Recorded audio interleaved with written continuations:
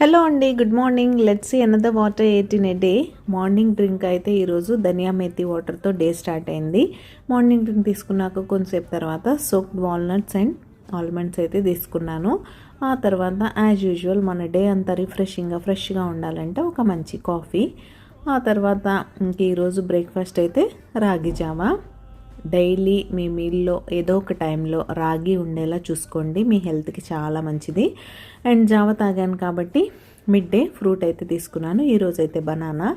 Lunch ఈరోజు సాటిస్ఫైయింగ్గా ఉండాలనుకున్నాను. నా దృష్టిలో సాటిస్ఫైయింగ్ లంచ్ అంటే వైట్ రైస్, కర్రీ, ఇలా ఒక మంచి పికిల్ అనమాట. పప్పు సాంబార్ అయినా కూడా ఓకే.